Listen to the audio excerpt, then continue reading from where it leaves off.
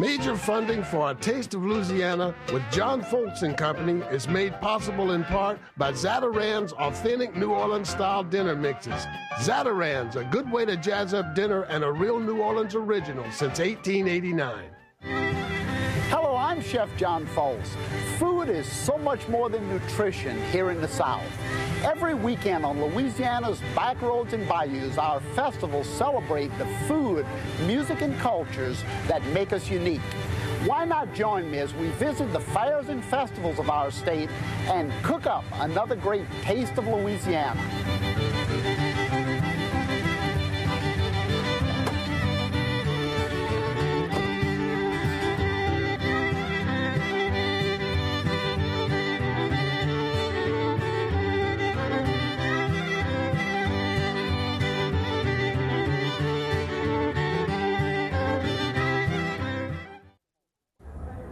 Gumbo is the most sought-after soup in all of Cajun country. I know you can tell that from the size of this gigantic gumbo pot. There's also as many variations for this soup as there are cooks who cook it. Although gumbo gets its name from the African word for okra, the soup originated in the south of France as that wonderful seafood dish, bouillabaisse. Since gumbo is the most traditional of all South Louisiana dishes, there's a celebration held each October in its honor. Welcome to the Bridge City Gumbo Festival. Holy Guardian Angels Catholic Church in Bridge City, Louisiana is home to the Gumbo Festival. This annual event that began as a small fundraiser for the church has escalated over the past 20 years into one of the largest food festivals in Louisiana. Although food is the focal point, religious items such as these beautiful handmade rosaries and numerous other crafts may be found along the midway. But make no mistake about it, gumbo reigns king here in Bridge City. Over 2,000 gallons of both seafood and chicken gumbo will be served to visitors during this weekend.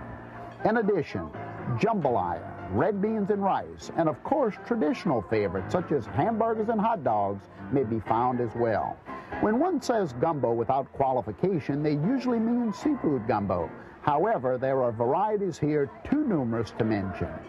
All along the fairground, visitors are seen standing and walking with styrofoam cups filled with this bayou delicacy. Here, a giant bowl of chicken and andouille gumbo is served, and patrons come here at a very early age to begin their tradition of taking part in this unique festival. Most Louisiana events center around food, and there will always be a competition to choose the best cook in town. Whomever is crowned grand champion carries the title for a year, and believe me, that honor is highly regarded here in Louisiana. In the church rectory, celebrity judges meet to choose a winner. The panel is made up of some of Louisiana's greatest chefs, representing many of the finest New Orleans restaurants. A sample of each competitor's dish is examined by the judges for the best taste. My friends Goffredo Ficcara of La Riviera and Chris Caragiorgio of La Provence, better known as the Clown Princes of Cooking, are sure to take the serious edge off of the task. A lot of time I got to explain, I got to translate it to people because he embarrassed me. Oh, I didn't know you embarrassed him. What cut-ups they are. Yes, I think the Gumbo Festival ranks way up top as one of my favorite weekend getaways. I do hope you can join me next October and we'll sip up a bowl of soup at the Gumbo Festival. Those guys are nuts. But can you imagine a pot of soup anywhere in the world the size of that cast iron pot that I was sitting on top of? 2,000 gallons of gumbo served each year at the Bridge City Gumbo Festival. It's not unique. Of course it's unique. I can't say that it's the type of festival that one would travel all over the world and find many like. You got to go to Bridge City, Louisiana to find a festival as unique as the Gumbo Festival. But not only gumbo, of course, as you heard, jambalaya, red beans, all of those wonderful delicacies, true to Louisiana, being served there each year. So search it out. Come and take part. It's a wonderful, wonderful family get-together. My guest in the kitchen today is someone who I have a lot of respect for because Monsignor J. Anthony Luminais is the person who started that festival many years ago, over 20 years ago. And he's going to come in to tell us not only about the festival, but he's going to talk about winning that festival. Now, I got to think about that a little bit. The guy who founded it, winning it, if he wasn't a priest, I'd have to guess about that a little bit. But anyway, let's talk about gumbo. You know, you heard me say that gumbo gets its name from the African word for this little wonderful vegetable, okra. In fact, the Senegalese word for okra, kingumbo or guimigambo, gave this dish its name. And of course, America, a brand new vegetable. So I love okra, but not all gumbos have okra. Not all gumbos have tomato. And I think that's a very confusing point about gumbo. People think that just because you sit down to a bowl of gumbo, you're going to search out the okra, you're going to find tomato. There's thousands of different variations and thousands of different recipes. One of the most important gumbos, and one that I grew up with just about every Sunday on our table, was what you see right here on this big, beautiful platter. All of the ingredients for a chicken, oyster, and andouille gumbo. Chicken, of course, this is a gigantic hen. This is one of the large hens because this makes the best gumbo because it's going to cook for so long in the liquid. Here I have it cut into about 8 serving pieces. We always put andouille, and andouille is that heavy, dark, smoked pork sausage flavored with garlic, salt, and pepper that is cut into little circles like this, and then it's put into the pot to flavor with a nice smoky taste. Of course, you see the oysters here. Oysters, very important in Louisiana cooking, especially this gumbo. And then at the end, I always put in a few chicken livers. Many people leave it out, but I don't. I love it. Now, this is the secret to a great gumbo, chicken, oyster, and andouille gumbo. This is a cup of oyster liquid. Now, you're probably sitting back home saying, oyster liquid? Where would you get that much oyster liquid? Well, and here in Louisiana, your suppliers can, in fact, give you oyster liquid if you ask them for it. Bring them a container. Tell them you're making a great gumbo, and you want oyster liquid to flavor that stock, because that's why this gumbo will have a very unique flavor. So, chicken, oyster, andouille gumbo, my favorite. Every Sunday at home we had it, and oyster liquid was the secret ingredient. Now, here in my cast iron pot, I have a little bit dark brown roux. Now, roux is equal parts of oil and flour, cooked to about 375, 380 degrees to get this nice color, this really nice, robust peanut, kind of caramel, but real nutty flavor. That's, of course, the flavor that we look for in a gumbo, that nice peanutty flavor, or pecan flavor, as I call it. Now, once this gets hot, in fact, I'm going to kick that heat up a little bit, we're going to go into the pot with our premier seasonings. We're going to go ahead and put in our onions, our celery, our bell pepper, because all of these things are very important to the flavor of the soup. We want to make sure that all of the seasonings are cooked well into the roux, so we want to simmer that around just a little bit. I'm going to add, of course, a little garlic to it at this point because I love garlic, you know that, so I'm going to put a lot of it in. And what we're trying to do here is to create a flavor that comes about because of the caramelization of the vegetables in the brown roux. The hot roux at about 380 to 400 degrees will pull all of the sugar out of the vegetables and mellow the roux to give it a really wonderful flavor. So that's what I'm going to do. I want to cook this for a long time. You know, I remember people telling me my grandmother would simmer the roux for hours. Well, she wasn't really simmering the roux. She was simmering the vegetables in the roux to pull out that really wonderful flavor. Now, I'm going to go ahead and add the chicken. I'm going to put in the chicken meat right into the roux. Now, a lot of people will actually saute the chicken in the oil first. They'll brown it nicely. And, of course, that's a technique that they have, and it works really nicely. But, again, remember, everybody has their own method of doing this. I think if you take the chicken and put it into the roux and let it simmer there for about 20, 30 minutes to start that cooking process, you're going to have a really, really nice gumbo. And, of course, the stock is created basically with the bones of the chicken. So when I add oyster liquid into it, it's going to really give it a nice flavor. All of that's in. I'm going to add a few of my oysters. Now, people are skeptical of oysters. I know it. I know what you're saying. I'm going to leave those out. Don't leave them out. Go to a reputable supplier. Go to a supplier that you can trust, that you know are getting oysters from a good bed of oysters. There's a lot of techniques available today, too. People are raising oysters in purified water. There's also a process of pre-cooking the oyster slightly and then chilling it to make sure that it's going to be safe. If you have any kind of illness that oysters or bacterial affect you, yeah, I would stay away from them. Why take the chance? But don't leave them out of a gumbo just because. No way. Now the andouille. Throw that andouille down into it. Andouille, of course, is that wonderful Cajun smoked sausage that I'm always talking about. Gives that good heavy smoked flavor to the pot. And then I'm going to add my oyster liquid.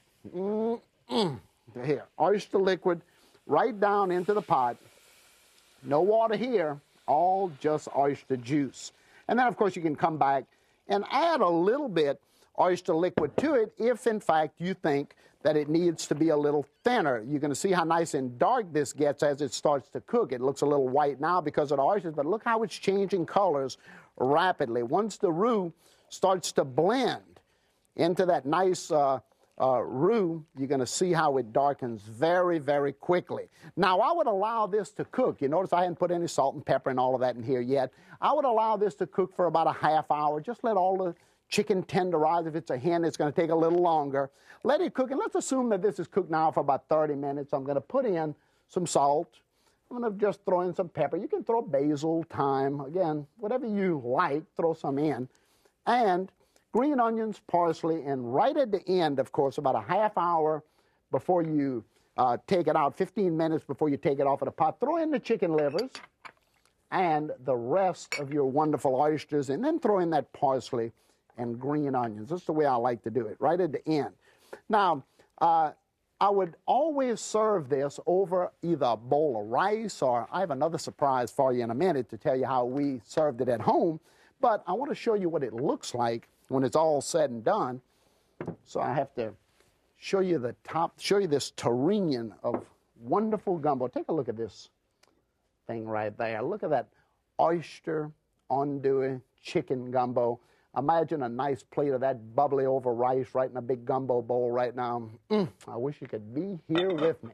Fantastic. Okay, that's the first of the gumbos I wanted to show you. Now, there's two really distinctive gumbos in Louisiana, one seafood, one chicken, and I wanted to show them both to you because these are my favorite recipes, and I think gumbo is often misunderstood. So I wanted to show you the second version of gumbo, and it's going to be my seafood or shrimp and crab meat gumbo. So take a look at this platter.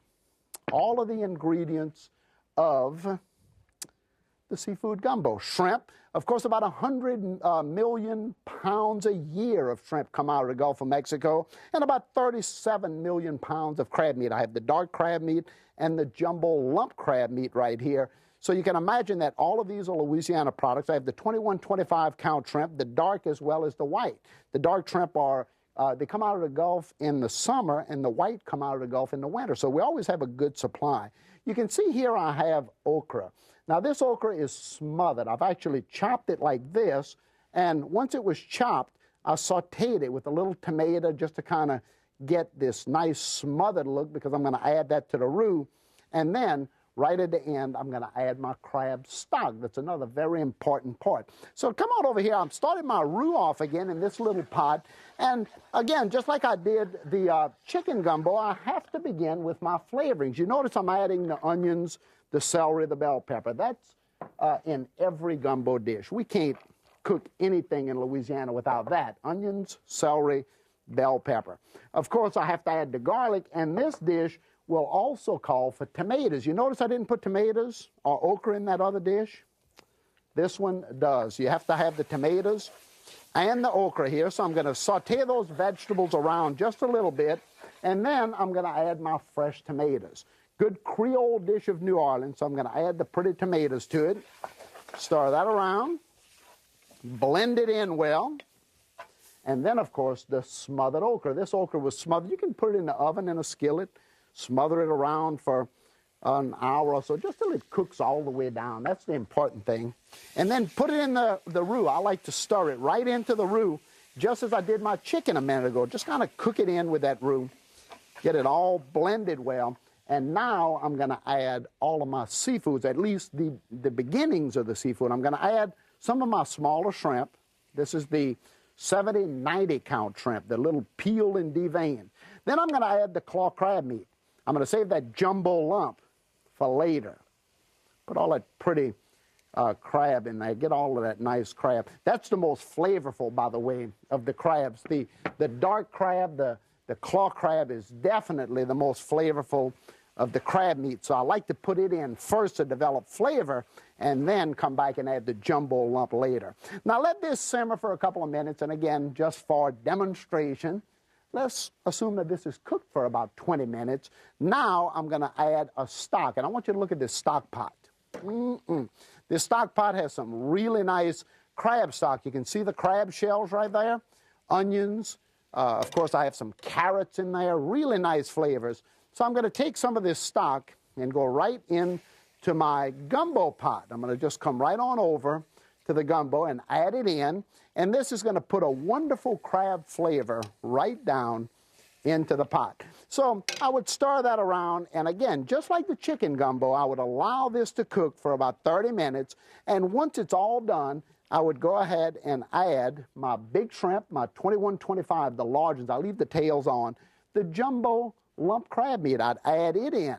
Of course, the tomato and okra is already cooked into it, and then I would season it with salt, pepper. I'd put maybe a little filet, which I'll tell you about in just a minute, and I want to show you what that looks like when it's all done. I actually take a bowl. I wish you were here with me. I take a bowl, and I come right here to my pot. I have a pot of it all done. And look at this. Just take a look at this. Oh, boy, I tell you. Does that look great or what? Now, I'm going to put it on my cutting board.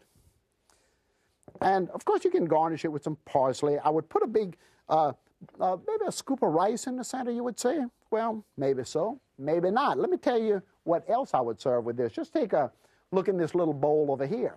I have some potato salad, because potato salad is very important in Louisiana cooking. Of course, it comes from the Germans. So I would get a nice big scoop of it and just follow it to the cutting board, right into the gumbo. This is the way the Germans loved it. They would always serve the gumbo with a scoop of potato salad. Of course, they would mix rice in it, too, sometimes. So, you know, it just depends how they felt that day. But that's the gumbo. Now, right over here, of course, I have another little touch of something I would serve with gumbo. And look at my little perch pan. This is the little tiny perch. I'm just going to pull one of them out of the pan there and just let you look at that. It's a cornbread that's flavored with jalapenos and flavored with whole kernel corn, and it is absolutely fantastic. Good for gumbo, both of those. So that's two of my favorite gumbos that I serve in Louisiana at my house often. And I told you that I was going to have a friend come to visit in the kitchen, Monsignor J. Anthony Luminais, and he started the Gumbo Festival at Bridge City, and he's going to come to talk to us a little bit about how all of that happened so many years ago. Hello, how are you doing? John, my friend, well, great. My culinary hero. And I appreciate that so much. How are you doing? Fine, fine. Glad to talk to you about gumbo. And our techniques are alike. Is that right? You cook exactly the way I do. Well, hey, all good gumbo cooks cook that way, sure. What do you have here? Well, a couple of weeks ago, I told you that Bridge City was the gumbo capital of the world. Right.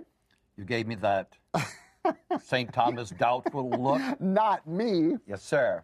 So I have proof for you that we are the gumbo capital of the world, proclaimed by Governor Edwards himself. I have to show everybody this because, hey, I doubt a priest. Come on, look, gumbo capital of the world, Bridge City. I never doubted it for a minute. You know, one of the great things about gumbo is an accompaniment. I've shown a couple, but the most important thing with gumbo is rice. Right. And so many people have problems cooking rice. You must cook tons of it at the festival. So I want to show everybody how to do it. So why not come on over here? I have some water boiling in my little pot here. And you know, whenever we cook rice, my formula is 1.5 parts water to 1 part of rice, long grain, short grain, whatever rice, converted, whatever they want. I bring the water to a boil, and then I add the rice right to it. 1.5 to 1, a little pinch of salt, like that, not too much, and then, of course, some butter. I always add just a little touch of butter to it. Stir it around, bring that to a rolling boil, and then you want to cut the heat down to simmer. Very important. Just cover it up and turn that heat to simmer, and then I'll put the lid on it. And, John, that's another secret. people tend to lift the lid or stir the rice. It must be covered and left alone for 30 minutes. And it has to come out perfect. And it'll be perfect. In fact, I have some perfect rice right over here. Why don't we take a look at it? This is really, really nice. The bowl is steamed, and the rice are grain for grain. You see, it just falls apart. There's no mushy or sticky rice here, even though sticky rice is fine for some dishes. For gumbo, it has to be grain for grain. Sit down. Let's talk about the Gumbo Festival for a little while. Thank you so much for coming to play with me in the kitchen today. It's a pleasure, this is really great. Let me ask you something. Where is Bridge City? Everybody's probably thinking about that. Bridge City is directly across from New Orleans on the west side of the Huey Long Bridge.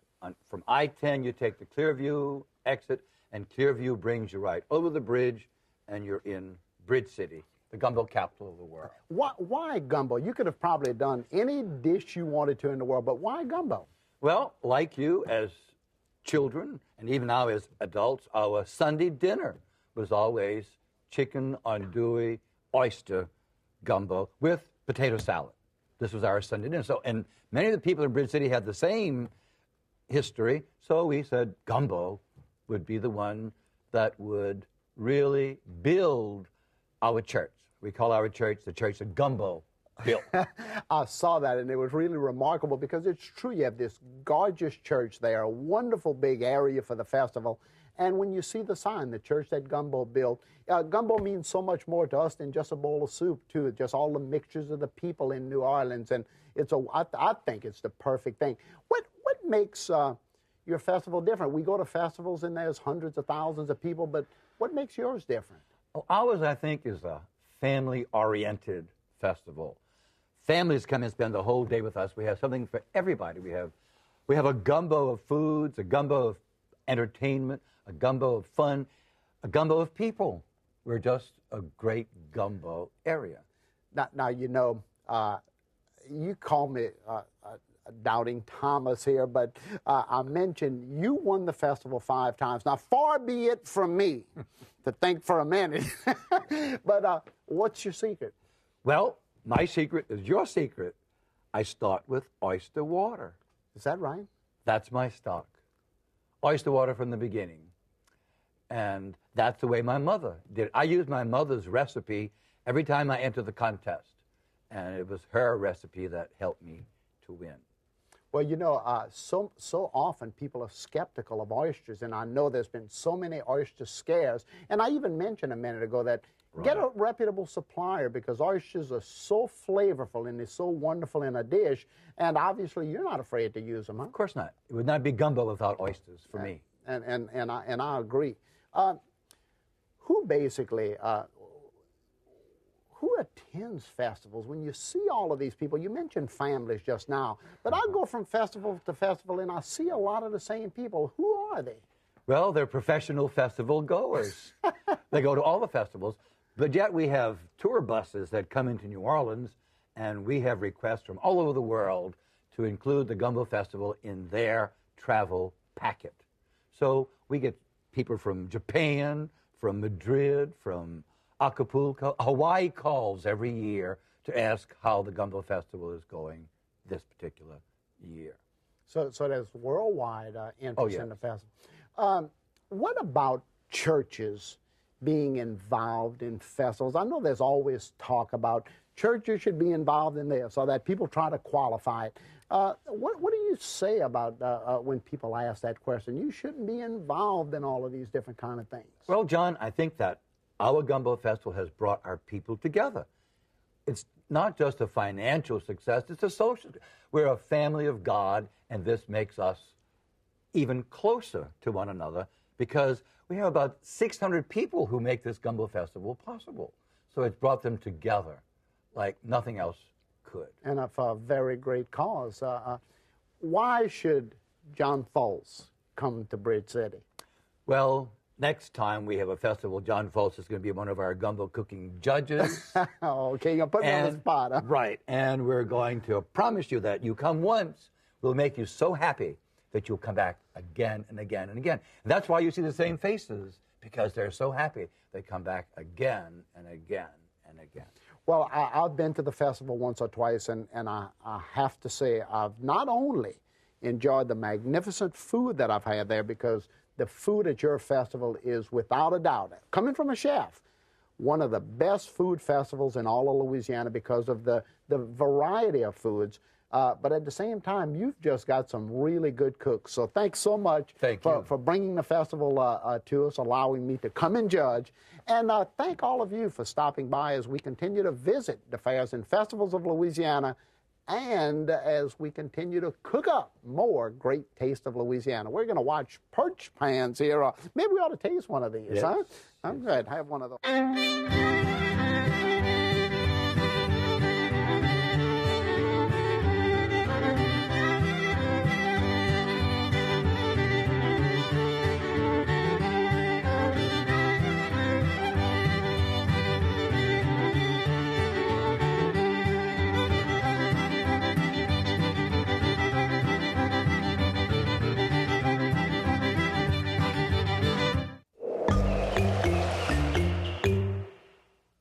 Major funding for A Taste of Louisiana with John Folse and Company is made possible in part by Zatarain's authentic New Orleans-style dinner mixes.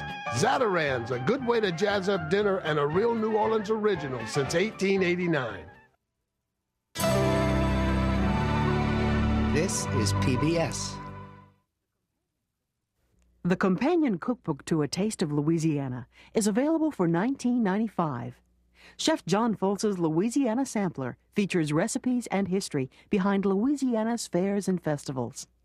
The cookbook contains 130 recipes, including those from this show, and over 26 full-color photographs. To order, call 1-800-973-7246 or write to the address on your screen.